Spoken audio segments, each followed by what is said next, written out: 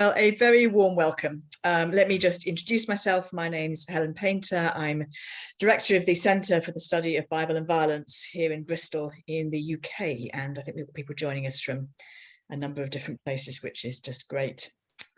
I'll introduce our speaker in just a couple of minutes. Let me just say a couple of things about the Centre for the Study of Bible and Violence for anyone who's not familiar with us. We are a study centre looking at two areas, really. The first is the interpretation of the violence that the Bible contains, and the second is studying the ways in which the Bible is weaponized in a violent world. And although those two areas sometimes intersect, sometimes they're different. And we work both at the academic level in terms of conferences and journals and publications and so on, and also in terms of trying to produce resources which we hope will be helpful for people in the churches. And this Lent lecture series is really part of the latter challenge that we set ourselves. So this is the third of our Lent lectures under the overall title of The Things That Make Peace. And I'm absolutely delighted that today we're joined by Professor David Toombs. Let me introduce David and then we'll open in prayer before David starts. So David is lay Anglican theologian and the Howard Paterson Chair, Professor of Theology and Public Issues at the University of Otago. Now, I hang on, I worked hard on pronouncing this. I researched this, let me get this right. Aotearoa, is that right? Near enough, okay, good, in New Zealand. His work draws on liberation and contextual theologies to address public issues. His recent publications include When Did We See You Naked? Jesus as a Victim of Sexual Abuse, which he co-edited with Jayme Reaves and Rocío Figueroa, which was published last year by SCM. David's originally from the UK, which will be very obvious as soon as he starts speaking, and he's previously lectured at the University of Roehampton in London and at the Irish School of Ecumenics in Dublin. David's title, which he'll be speaking to in just a moment now, is Witnessing to Christ's Love in Reconciliation, Opportunities and Challenges for the Church. Now, I set myself the challenge in this Lent series of offering an opening prayer from a different Christian tradition each time. And this time we had one from the 24/7 prayer movement. Last week we had a prayer from one of the Orthodox traditions. This one is from my own tradition. This is from the UK Baptist tradition. And it's actually a hymn, and you might be able to kind of hear it as I read it. And it's to the tune of I Vow to Thee, My Country. So perhaps you join me in prayer. In a world of pain and sorrow, where power conquers right, we receive the fresh commission to fight the cause of light. With the weapons you permit us, patient love, self-sacrifice. By the stirring of the Spirit, our fortitude will rise. As by love and grace and mercy, the captives we release. Most of all, our Master, teach us the things that make for peace.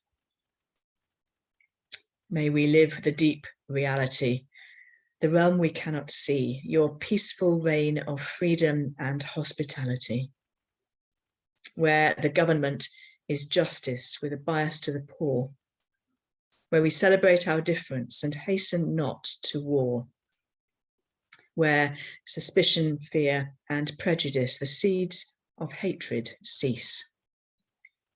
So above all, Master, teach us the things that make for peace.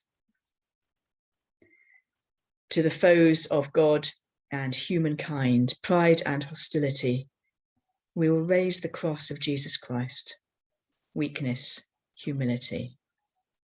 All the broken and fragmented find their purpose in that place.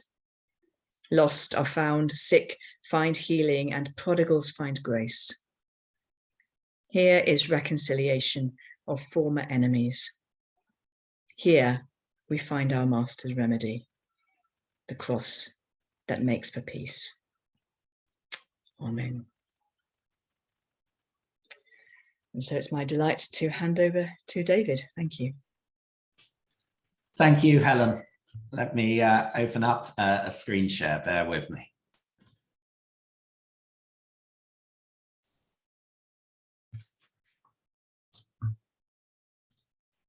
Is that coming through and displaying all right? Perfect. Wonderful. I'm very grateful for this opportunity to contribute to this series and really appreciated the excellent previous presentations by Kristin and Georgina. I'm especially pleased for this chance to speak on St. Patrick's Day. Thanks very much for that, Helen, and happy St. Pat's to all. Let me start with a quick overview of where I'll be heading. I'll say a little bit of background, particularly about myself to begin with, then take us to the upcoming World Council of Churches 11th Assembly happening this year in Karlsruhe on Christ's love moves the world to reconciliation and unity, which I've taken really as the title for this talk. I want to offer that in the perspective of some reflections from work in Northern Ireland, and particularly insights around reconciliation from Northern Ireland, offered particularly from the Irish School of Ecumenics and the Corrymeela Community of Reconciliation, and then come back to the WCC booklet and talk a little bit about the opportunities and challenges of framing reconciliation around Christ's love in the light of those insights. So that's the four parts of what I'll be speaking to. Let me begin with a little bit of background about myself. I now live in the city of Dunedin, near the foot of the South Island of Aotearoa, New Zealand, and I work at the University of Otago. There are jokes along the lines that when the Bible mentions the ends of the earth, for example, Acts 1:8, Dunedin might be the place that they had in mind. That said, Dunedin is not quite the end of the earth, but you can drive there from here in the morning, have lunch and drive back in the afternoon. So it's pretty close. Certainly for me, it's been a wonderful new context to work and reflect theologically, and I moved here in 2015. As it happens, this particular semester is a research semester for me.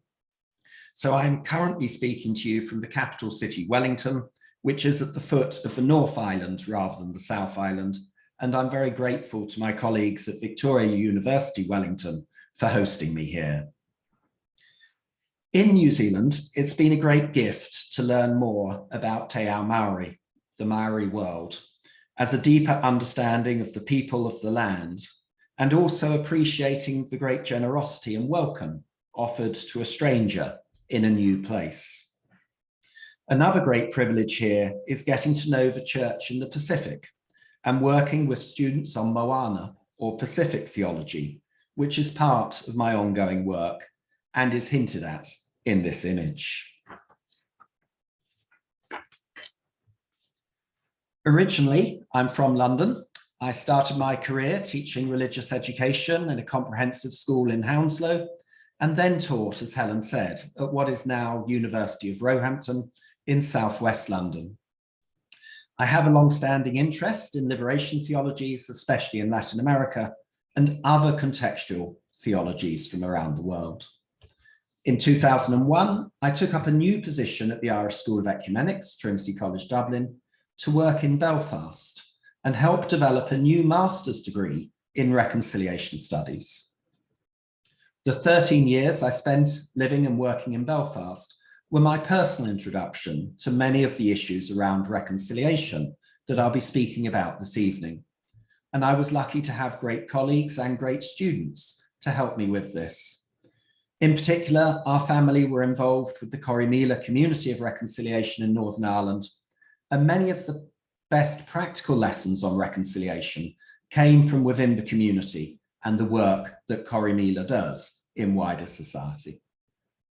So with that brief personal biography as background, let's turn to the upcoming WCC Assembly.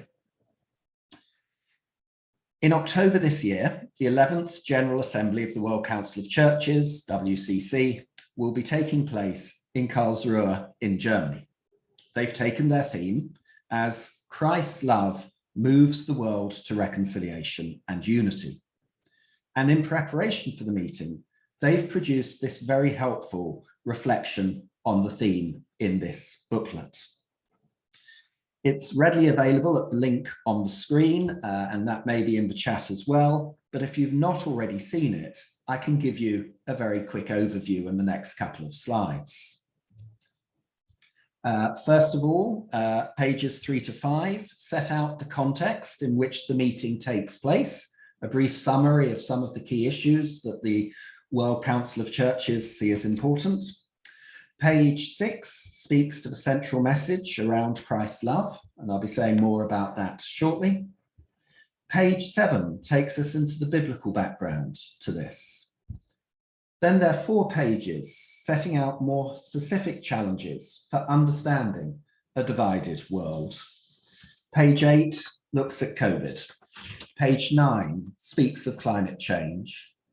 Page 10, inequalities, and page 11, the digital revolution. I personally think there's another big divide, which isn't explicitly mentioned here, but I'll just mention in passing, and that's the divide between reliable information and misinformation. That's another huge divide that the global community is facing in many different ways. But of course, they can't say everything in a small booklet, but that's one of the themes I might have included. Then page 13 addresses a loss of hope and confidence in the possibility of a better future. Page 14 is on the world's cry for peace and justice. Page 15 to 17 returns to love as God's first and foremost attitude. Pages 19 to 21 show how this might shape an ecumenism of the heart, and page 23 draws it to a conclusion. So the central thematic theme in relation to reconciliation and unity is very clearly and very explicitly love. And what I wish to suggest to you this evening is that this provides both opportunities and challenges for the church. Looking at page 6 of the reflection more closely, it's clear that the understanding of love is not simply sentimental or romantic. It's identified as redemptive, self-denying, and sacrificial, as well as practical and active in bringing change for the good. So to reflect on this, I'm now going to offer some observations from the reconciliation work at the Irish School of Ecumenics and Corrymeela, and then take us back to this discussion of reconciliation framed by love. Now, the context for what I will say arises primarily from sectarian division and violence in Northern Ireland and other contexts around the world. And as we've already seen, the examples of a divided world that the Assembly will address are much more varied than this. So I do recognize that there's not a direct comparison in terms of the themes identified at the Assembly and the perspective that I'll be offering from experiences in Northern Ireland. Even so, I hope there might be some insights that will be useful for thinking about the role of love. If you're interested in pursuing them further, much of what I say is covered in these 2 publications. The one on the left is a short piece for Corrymeela, looking at the meaning of reconciliation that I wrote when I was in Northern Ireland. The other is a chapter in a festschrift in honour of my former colleague and director at the Irish School of Ecumenics, Geraldine Smith. In recent decades, post-conflict social reconciliation has been a contested issue in Northern Ireland and in many other countries around the world. There is a well-known example of post-apartheid South Africa, as well as various post-authoritarian Latin American countries, and other contexts where the challenges of reconciliation can take different forms, such as Australia and New Zealand. In each of these cases, the language of reconciliation in public life raises questions about reconciliation as a theological term, and the promotion of social and political reconciliation as a public policy. Disagreements around this were especially obvious in Northern Ireland. On the one hand, the terminology of reconciliation had explicitly featured in the Belfast Good Friday Agreement, 1998, and had been adopted quite widely as part of the peace-building process. For example, the European Union's Special Support Programme for Peace and Reconciliation in Northern Ireland, naming reconciliation in the programme's title as an EU programme, is one example of that. And that was administered by the Special European Union Programmes body. A priority focus for this funding was to promote reconciliation. Yet at the same time, there was little substantive agreement on what reconciliation meant, whether it was really desirable, or how it might be promoted. In 2001, the Irish School of Ecumenics, Trinity College Dublin, launched a new taught master's degree in reconciliation studies to be based in Belfast rather than Dublin. It built on a long track record of work in Northern Ireland and the border counties, initially done by Father Michael Hurley and subsequently by Reverend John Morrow, both well-known ecumenists and peace builders in the Irish context. That was in the 1980s. This was subsequently expanded in the 1990s with an adult education programme led by Johnston McMaster with colleagues Kathy Higgins and Dennis Anderson. In addition, a 6-year action research project titled Moving Beyond Sectarianism had identified a number of key challenges that the course might contribute towards. And one of the specific hopes of the course was to look more deeply at the different meanings that people gave to the term reconciliation and to examine the reasons for this. What were the key features in different definitions of reconciliation, both within Ireland and around the world? Why did people's perceptions differ so sharply? What role did religion have in framing different definitions? What constructive contribution might Christian theology have to offer to public debate? What issues might prevent the churches from making a constructive contribution? Attitudes to reconciliation often reflect an ambivalence. For example, well-known research in Northern Ireland by Brandon Hamber and Groyne Kelly suggested that reconciliation was seen as both asking too little and asking too much. That is to say that for some, reconciliation was too little because it was seen as too easy a way to avoid the really hard questions about wrongdoing and what needs to actually change in society. For others, though, reconciliation was too much because it was seen as requiring personal commitment and entails making new forms of relationship beyond the minimal requirements of a ceasefire and political peace. While most people in Northern Ireland saw reconciliation in positive terms as a desirable goal, there were also some who were suspicious of any notion of reconciliation, and others who in principle were supportive of it, but in practice were highly skeptical.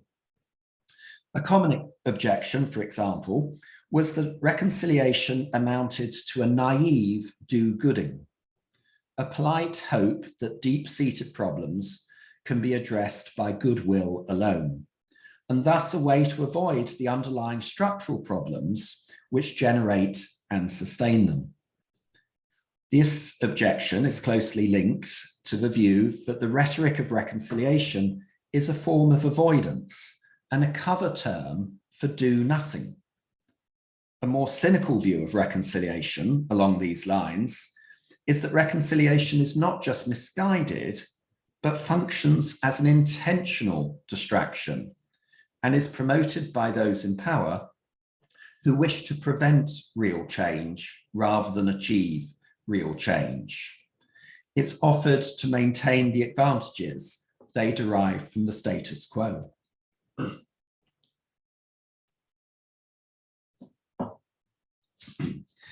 In either case, whether reconciliation is seen more as a benign do-gooding or a malign do-nothing, if it fails to address justice, it's an obstacle to real change and collective transformation. At the same time, there are those who see reconciliation as overly aspirational. These critics say that because reconciliation sets out to do too much, it ends in partial or even complete failure. For some, this caution reflects doubts about how much can be achieved given the long historical experience of division and mistrust in societies like Northern Ireland. They, they suggest that the most that can be expected is a relatively peaceful, benign apartheid, in which people reconcile themselves not so much to each other, but to an acceptance of the continued but more peaceful division. For some in the churches, this wariness can also reflect a belief that true reconciliation between peoples can only be realized after the final judgment. Any initiative to work for reconciliation between people is therefore likely to be viewed as at best misguided. For more secularly minded people, the affinity between reconciliation and theological language adds further concerns.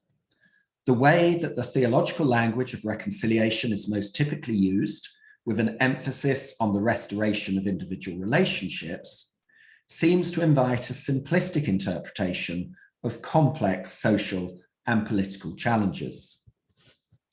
Furthermore, the difference in the emphasis between the Catholic and Protestant traditions on reconciliation as a theological term can reflect different interpretations of how reconciliation might be promoted in public life.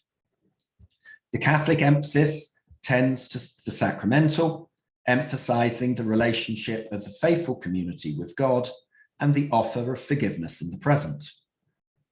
The Reformed emphasis tends to be soteriological, emphasizing the soteriological significance of Christ's death on the cross and concern for future judgment. These different perspectives could be seen as complementary and useful in working together, a potential strength in an ecumenical approach that draws from both traditions. However, for those not familiar and comfortable with the histories and nuances behind these perspectives, there's an understandable caution on whether they help or hinder a shared sense of reconciliation.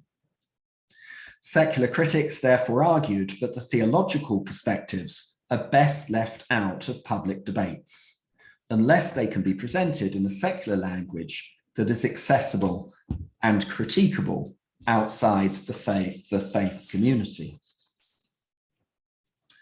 For secular critics, a framework of reconciliation derived from church attitudes towards spirituality is unlikely to serve as an adequate foundation for robust debate on pressing social issues and social policy. Since faith-based viewpoints are more likely to confuse than to clarify the real issues, they said, any contribution the churches might make, even if well-intentioned, is to be viewed as more of a hindrance than a help. To complicate the debate further, attitudes to reconciliation are as mixed and contested within the churches as they are within wider society. On the one hand, there are those like the founder of the Corrymeela Community of Reconciliation, Reverend Ray Davey, a Presbyterian minister, who insisted that for Christians, reconciliation is not just one concern among many. It's a deal breaker in Christian identity. In his well-known words, if we Christians cannot speak the message of reconciliation, we have nothing to say. Yet for others in the churches, reconciliation between people is a low priority and might even be viewed with theological suspicion.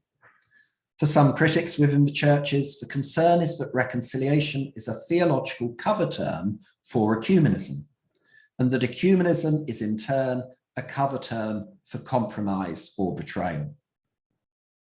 For others, the concern is that the term reconciliation detracts from the central importance of the individual's relationship with God, i.e. personal salvation, because of its orientation towards personal and social relationships with other people.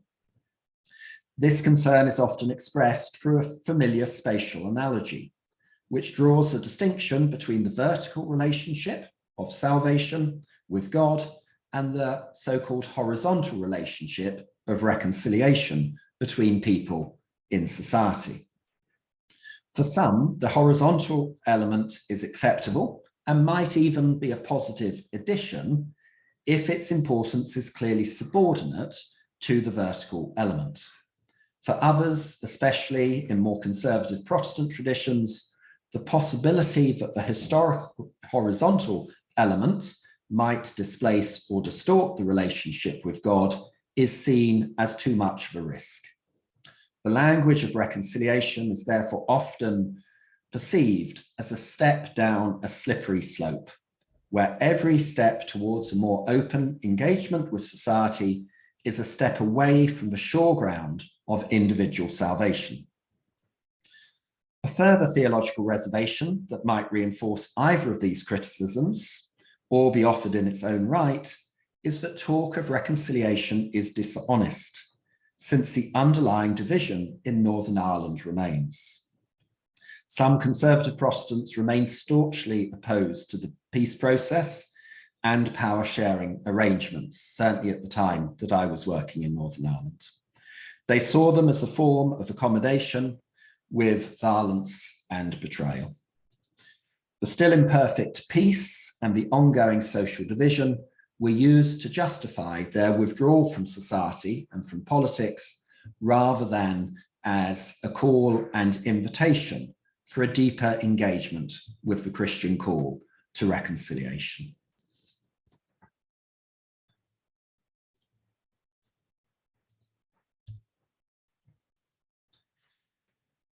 In light of the above, it's clear that there's still considerable work to be done around a theology of reconciliation.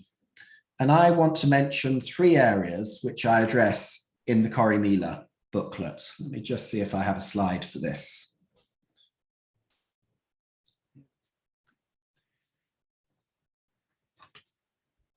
First, reconciliation as attention to both relationships and structures. The transformation of both relationships and structures is important in the aftermath of conflict. But for many people, the word reconciliation signals attention to relationships much more clearly than it signals attention to structures. There are good reasons for this. The attention that reconciliation gives to relationships is clear in the influential work of the Mennonite peace scholar, John Paul Lederach, who's done really foundational work in reconciliation. He writes, reconciliation can thus be understood as both a focus and a locus. As a perspective, it is built on and orientated towards the relational aspects of conflict. So stemming from Lederach, there's a really significant connection between reconciliation and the underlying relational aspects of conflict. One of his key contributions has been to draw attention to this, as opposed to and in distinction from the formal peace process and the positions that might be tabled in the negotiation stages of a political peacemaking. Likewise, the emphasis on relationships has also been a vitally important part of Corrymeela's practical approach to reconciliation. Experience has shown that relationships are important and that building long-term and sustainable relationships takes time and effort. Attention to personal relationships is not a quick fix or a soft option or an easy add-on. Nonetheless, definitions of reconciliation that overemphasize transformed relationships are prone to criticisms from those who fear that this will ignore the structural dimension to problems, which involve politics, economics, legal reform, institutional change, and much else.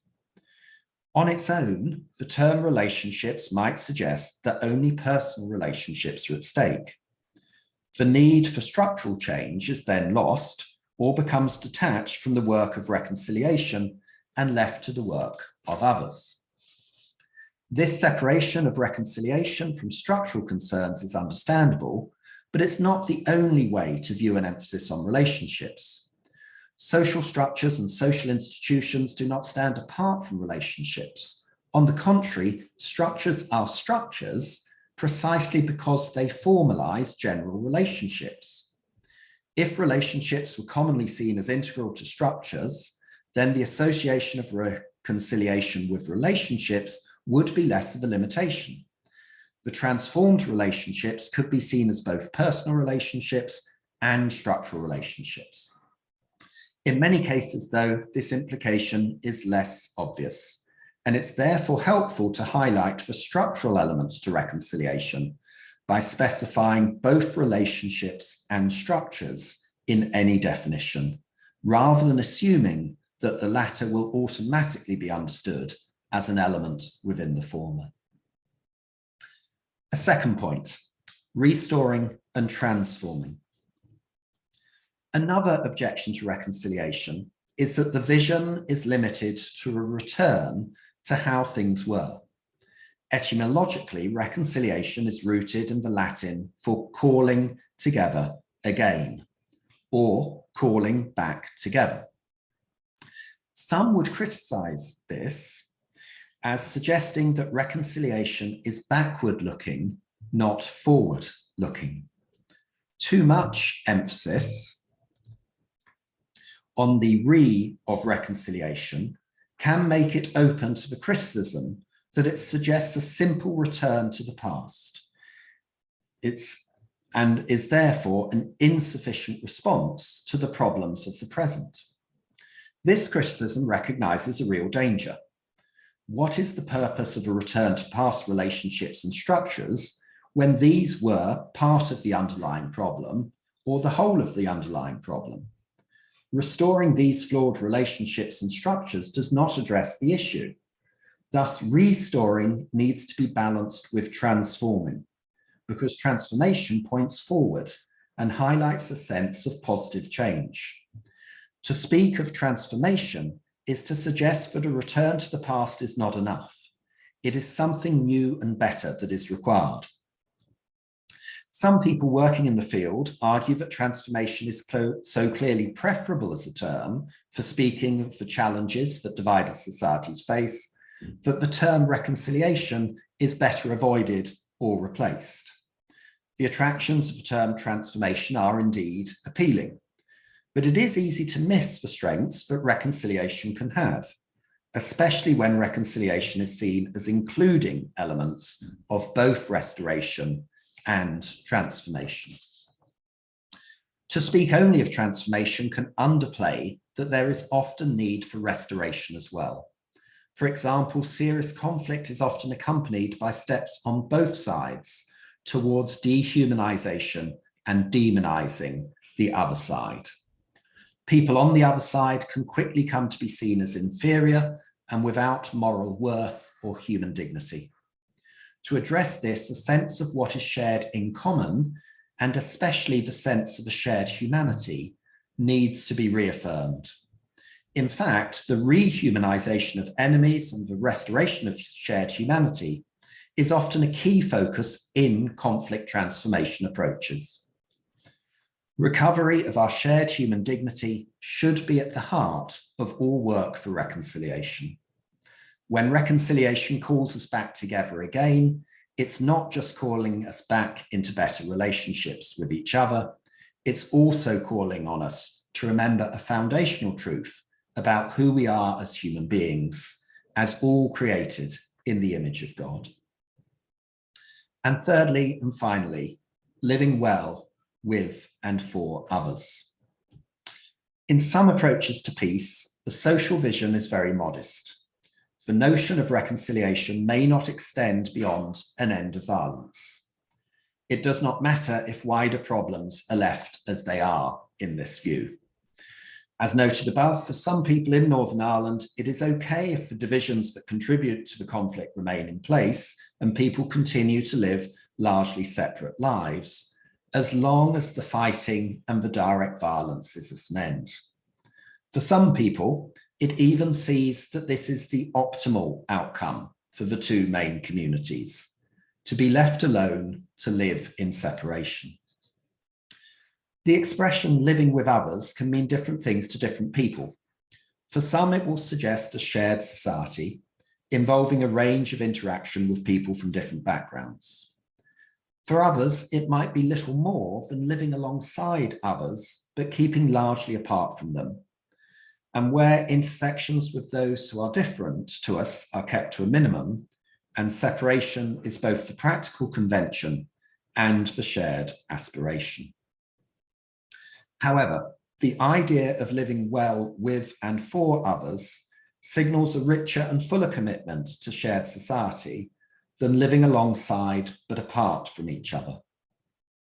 It affirms the need to reach out across divisions to promote the welfare of others and the good of all. From a theological perspective, living well for others reflects the belief that God created human beings in community with each other and in relationship with the divine. Embracing the other and living with regard for others is not an obstacle placed in the way of a more satisfying life. It is God's revealed way for us to fulfill our true selves and our true lives. Dealing positively with difference helps us to grow into ourselves, extends our sense of life in community, and deepens our relationship with God.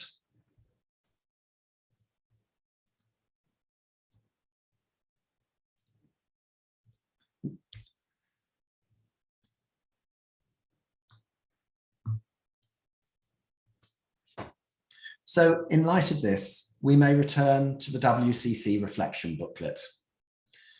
It opens with two questions, which at this point in 2022 have probably become even more relevant than when they were first written. They write, in the shadow of this experience, the churches will come together at Carlucha in response to God's call, to hold a light of hope and to celebrate the love of God, the Holy Trinity, a love made fully manifest in Jesus Christ that moves people to reconciliation and unity.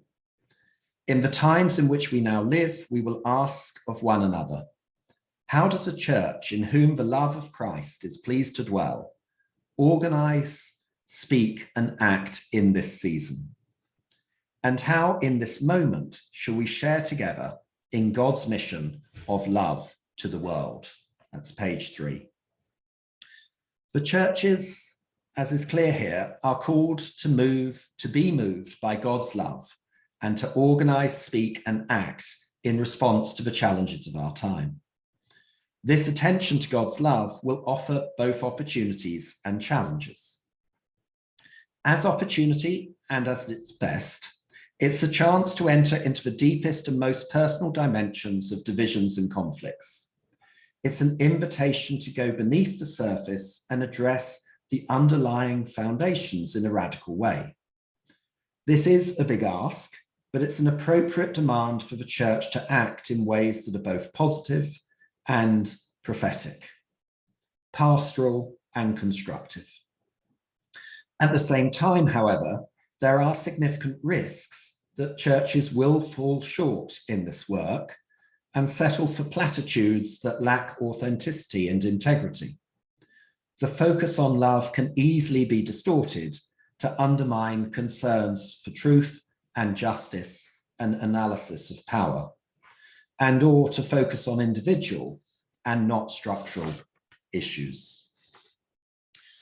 The reflection booklet is mindful of this, but a lot of hard work and honest conversations will be needed to avoid the possibility that truth and justice will be easily squeezed out, and that the churches need to be challenged to embrace truly transformative outcomes rather than sentimental rhetoric.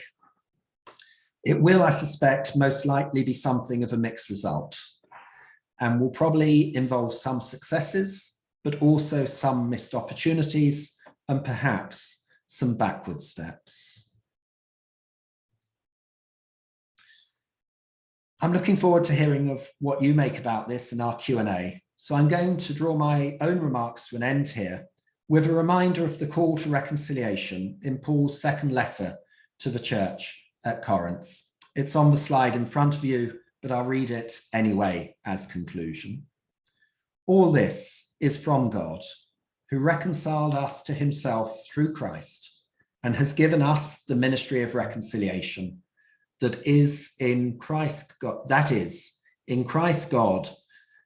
Christ, God was reconciling the world to himself, not counting their trespasses against them, and entrusting us the message of reconciliation. Thank you. Thank you so much, David. That was really stimulating and kind of disturbing in a good way, and very thought-provoking. I've certainly got some questions, but I'm pretty confident there'll be some from others, and I'll give other people first shot. Ed, I think you got her. Yes. Thank you so much, David. That was really stimulating. I really enjoyed that. Now, you just put up on the screen the verses from 2 Corinthians 5, verses 18 and 19. And during your talk, I looked up 2 Corinthians 5, because obviously it's a key passage about reconciliation. And in your talk, you did mention, in terms of Northern Ireland, the concern, I suppose, on both sides, various reasons why there was uncertainty about reconciliation and what it meant, whether it was a soft option or a hard option, all that kind of stuff. I don't recall, I just wonder if you could say something about reconciliation and justice in there, and just tie into that. Verse 21 of 2 Corinthians 5 says, God made him who had no sin to be sin for us, so that in him we might become the righteousness of God. And obviously that word righteousness can be translated precisely as justice of God, that we might become the justice of God. So justice being at the heart of reconciliation. Thanks, Ed. That's a wonderfully deep question to get us started with. Let me try and tackle it perhaps in two parts. First of all, the relationship between reconciliation and justice. I think any helpful conceptual account or theological account needs to place justice within reconciliation, not to draw a distinction to make a choice between the two. But in practice, often in sort of so-called post-conflict reconciliation debates, the two seem to be offered as alternatives to each other. This was particularly clear in Latin American experience, where it seemed to be that the options were you can have reconciliation or you can have initiatives for justice. But it was one or the other. And the pushback to that was that there was no meaningful reconciliation that left justice out of it. A similar sort of dynamic to some of the debate in South Africa as well, a feeling that from some critics at least, that reconciliation was prioritized too much and that justice got left behind.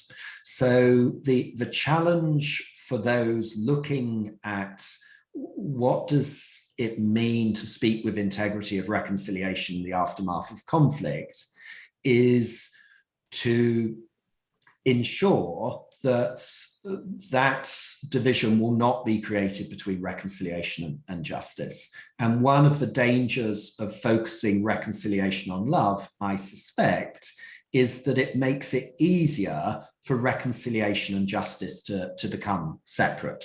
It doesn't guarantee it, but it opens the door to that possibility. That's the thing to be guarded against.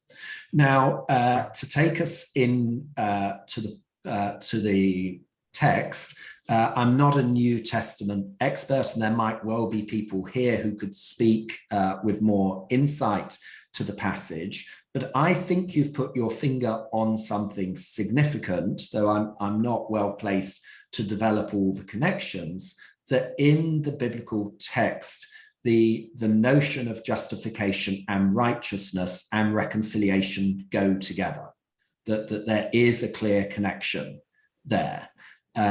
How that happens on the cross or in the mystery of the cross, I think is a huge topic, and it would be really interesting to have more conversation around that. I think the notion that sin was taken into the body of Christ is a really striking one. In most cases, in terms of talking about the reconciliation challenges after conflict, this isn't something that I think impacts on people unduly. I think you've pointed out a really helpful textual element of it, but it's not something when Ray Davies says, if Christians have nothing to say about reconciliation, they have nothing to say.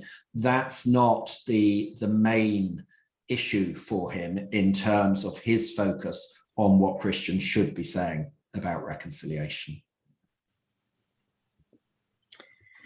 Thank you. Ed, you are a New Testament specialist. Do you want to add anything? Not really. I mean, I'll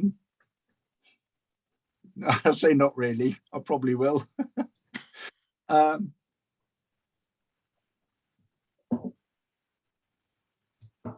Yeah, I mean, I'm just pondering David's response, really. Yeah, I mean, justice, we do, I mean, I do think that justice is at the heart of reconciliation. And I think that where reconciliation doesn't work, or attempts at reconciliation doesn't work, often is because justice has not been addressed. And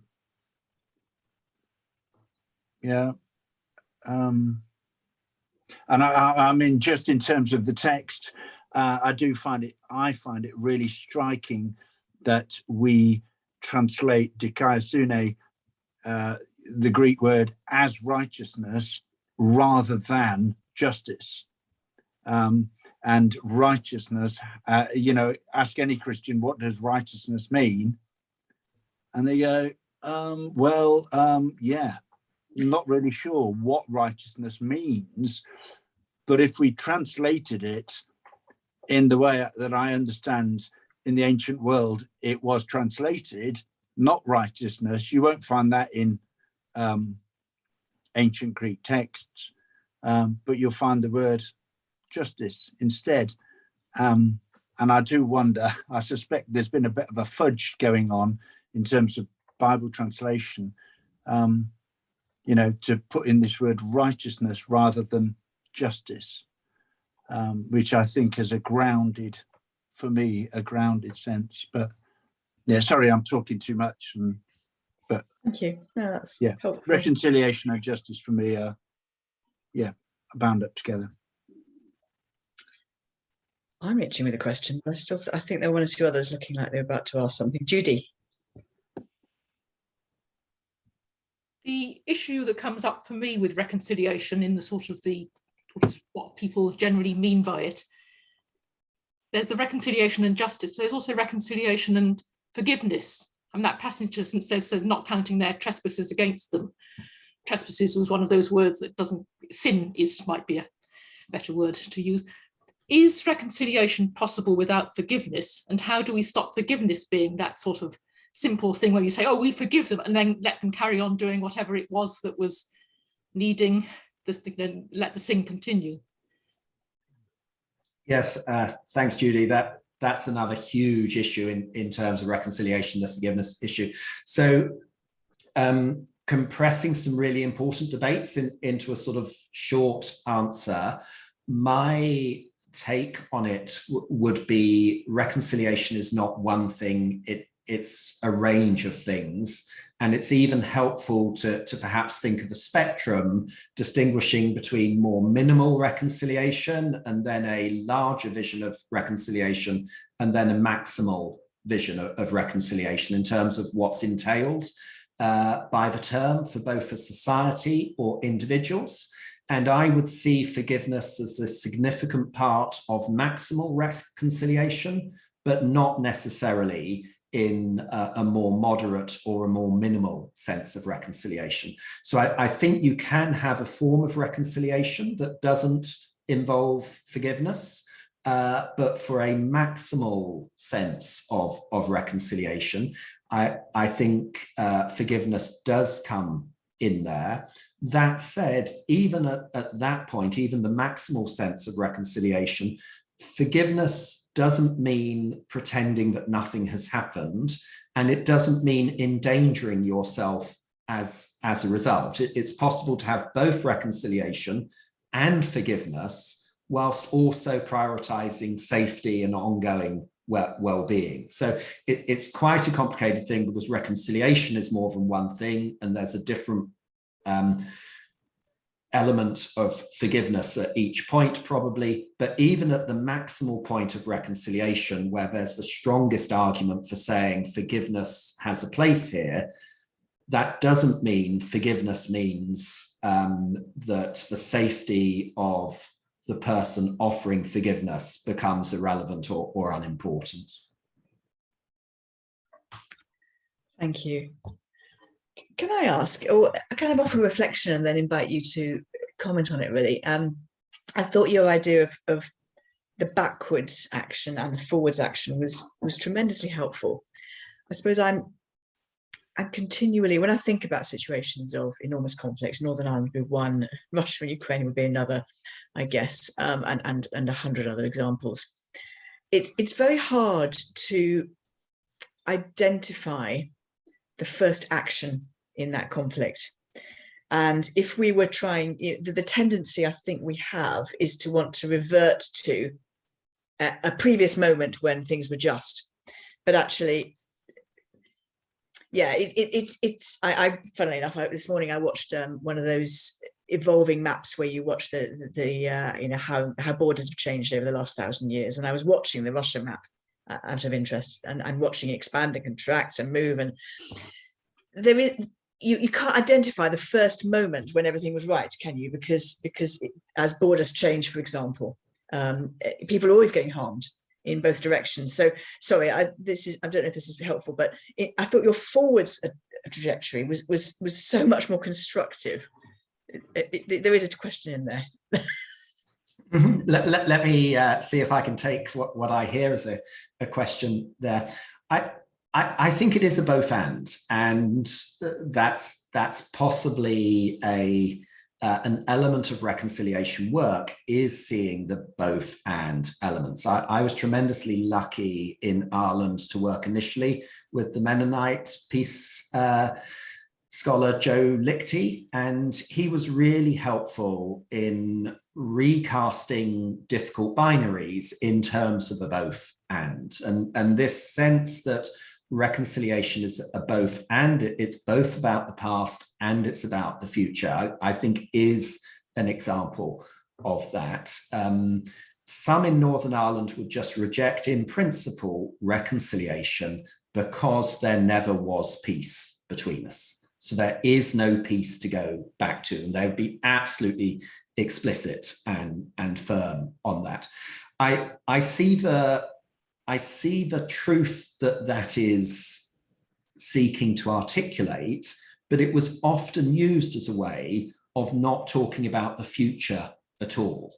It's a point actually about the past, but the challenge is at least as much about the future as the past. So how to find ways of opening up the past.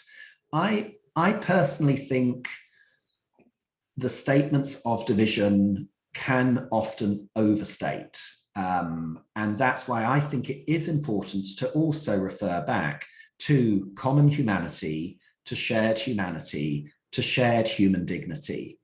Donna Hicks has a wonderful work, a conflict resolution scholar, on human dignity as being so foundational for conflict transformation work or conflict reconciliation work, because so often people have been impacted by this sense of not having their human dignity recognized. And I do think the backward-looking element that recognizes that actually we are all connected as the human family is an important thing to hold on to. It's not historical memory, perhaps, but it is the truth, both a theological truth and a historical truth, that we are part of a shared humanity together. So it's not just about a forward element, but it is also being true to our past origins as well. Thank you. I was about to say we've got time for, I think, one more question, and I see Michael's got his hand up. Really hope this is a good question then. David, I wanted to ask you, you mentioned that a lot of the research has pointed to churches at times being not only unhelpful, but actually, in fact, a hindrance to reconciliation efforts. And I wanted to ask you if there was something that you could see in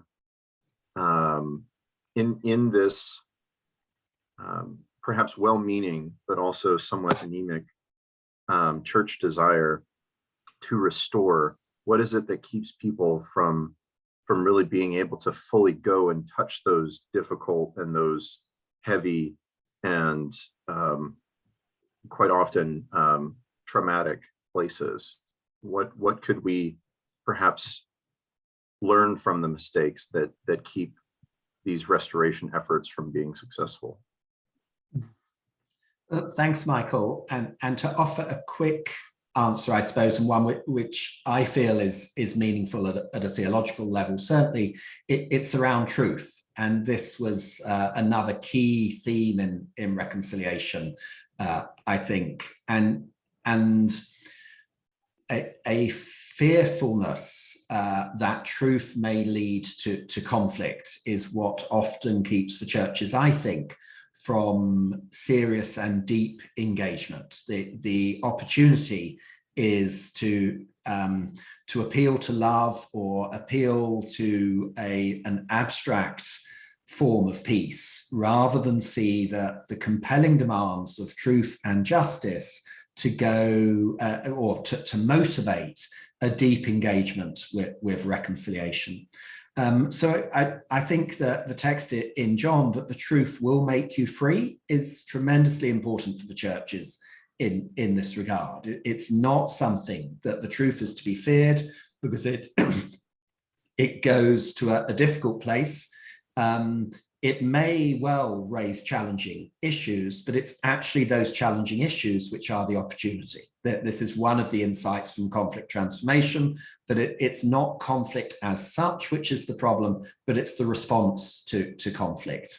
And embracing truth, being committed to justice, and then undertaking the work of reconciliation in the light of truth and justice are the ways that the churches can most positively and meaningfully engage with this, I think.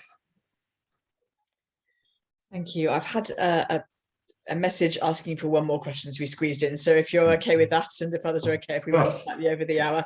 Valerie. Thank you. It takes me a long time to think of my question. Yeah, so as everyone's talking, I'm just thinking of the situations that I know about and I have experienced myself where there is no reconciliation. And that, the endless striving for this kind of horizontal reconciliation that you talk about can actually be quite a burden for people.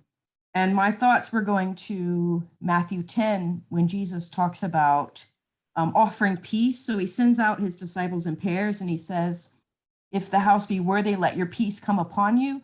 But if it not be worthy, let your peace return to you. So that it's not, when you're offering reconciliation, there's nothing lost if it's rejected. And I wonder if that's an element that could form part of the conversation here, that there's an element to which you can be reconciled within yourself without seeing, at least in this life, an end to that conflict. Yes, that's actually a huge further area. Thanks so much for sharing that Valerie. The reconciliation that is within is another form of reconciliation. So reconciliation applies to within, it applies within the family, it applies within wider communities, it applies within whole societies and within the global society. And in each case, we shouldn't move too quickly from one to another.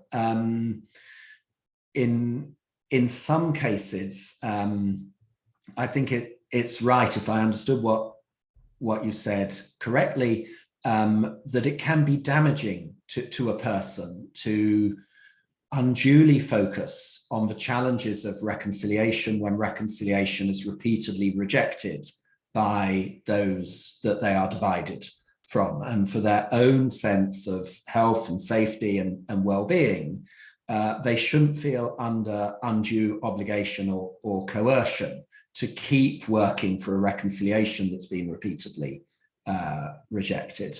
That said, I think there is also permission, and in Northern Ireland, there was criticism of those who offered reconciliation. And I would want to say, well, there is always permission and appropriate permission that if you wish to seek reconciliation, that is an appropriate and good thing to do, as long as it's an authentic reconciliation, as long as it's not a false reconciliation. That the call to keep working for reconciliation is a good one, but being mindful of negative consequences that could come for people. It's not something that people necessarily have to do in a relentless and demanding way that is damaging to them. Thanks ever so much. Thank you.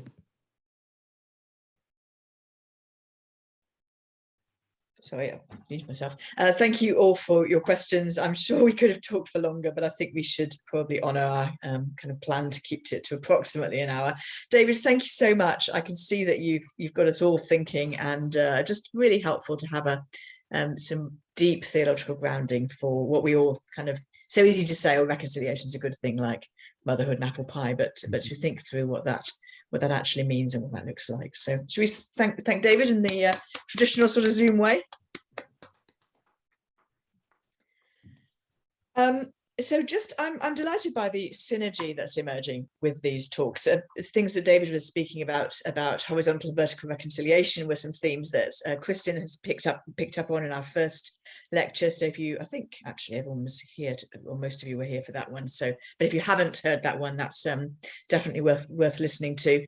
Next week, we're going to venture into the realm of ecumenicalism, which is also, of course, related very much to some of the things that David's been talking about today, and kind of relates to some of the things that Georgina was talking about last week. So they are dovetailing beautifully. So next week, our fourth lecture will be delivered by the Reverend Dr. Stephen Harmon. Stephen's Professor of Historical Theology at the Gardner-Webb University in North Carolina. He's a passionate ecumenist. He himself is a Baptist, and he's co-secretary for the Baptist Catholic International Ecumenical Joint Commission, which is not something you say quickly. And he's recently published a book about Baptists and Catholics working together. So I'm very much looking forward to hearing what he has to say, and I hope that you will be joining us then. Can we do what we have now set a tradition? Three times definitely makes it a tradition, doesn't it? Can we close by saying the grace together? And if you feel like unmuting yourself, then that would be lovely. So we can, I know it's a bit chaotic, but we can just bless one another. May the grace of the Lord Jesus Christ and the love of God and the fellowship of the Holy Spirit be with us all, evermore. Amen. Amen. Thank you once again, David. Thank you, everyone, for attending, and I hope to see you next week. Thank you.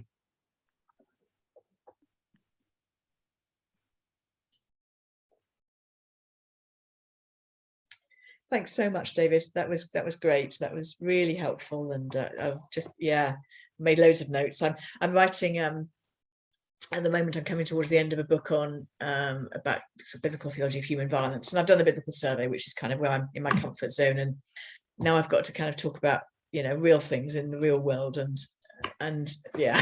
So I was making notes frantically, and I shall get hold of certainly your Commelia publication. Which I think oh, good. Good. Yeah. Well, very much appreciate the invitation, Helen. It's wonderful to be included, and great to meet the group. And I've really appreciated the other lectures, and I'll try to keep coming. It's a wonderful thing you're doing. Thank you. Well, thanks very much, and have a good Friday. Thank you, and to you. Bye. Bye-bye.